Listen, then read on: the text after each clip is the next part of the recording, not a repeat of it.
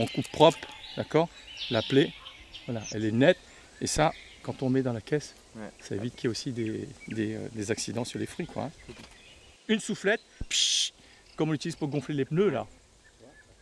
Bonjour, moi c'est Pierre-Menel Algouette, le conseiller agricole de la COPAC, la coopérative des agriculteurs du centre, située à Combani.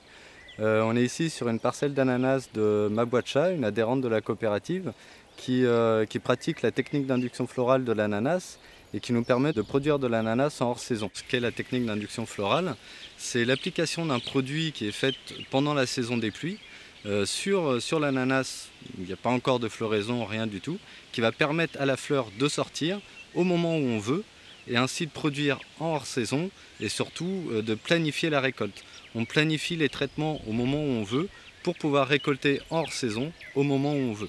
On a eu des résultats très intéressants avec voilà, un futur pour la coopérative et pour Mayotte en général qui est très prometteur. Combien vous vendez l'ananas? Copac oringa kilo 3 €.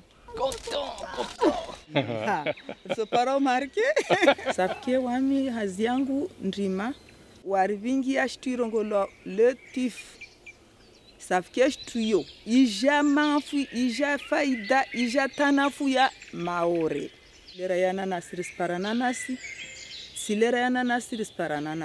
Alors le traitement d'induction florale est une méthode qui permet de faire fleurir l'ananas à tout moment de l'année. On apporte un gaz naturel qui est l'éthylène, qui induit la floraison. Et cette technique, elle est connue depuis plus d'un demi-siècle, hein, a été mise au point par le CIRAD, hein, le centre de recherche auquel j'appartiens. Moi-même, je suis agronome. Et j'ai développé cette technique ici à Mayotte en 2002. Avec un agriculteur non loin d'ici qui a voulu s'approprier la technique. Maintenant, il est devenu un leader et il dissémine lui-même cette façon de faire auprès des agriculteurs. Et dans le cadre du projet Innovège du réseau d'innovation et de transfert agricole, que je coordonne avec un ensemble de partenaires, nous avons décidé il y a quelques années de rendre cette technique plus largement diffusée auprès des agriculteurs, dont fait partie Mabouacha. Bonjour, je m'appelle Camilla Rachidi, je suis chargée de mission à l'atelier agroalimentaire du lycée de Coconi.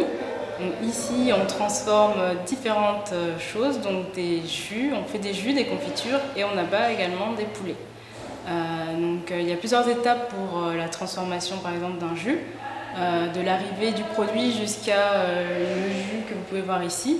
Donc il y a le lavage des produits, le tri des produits.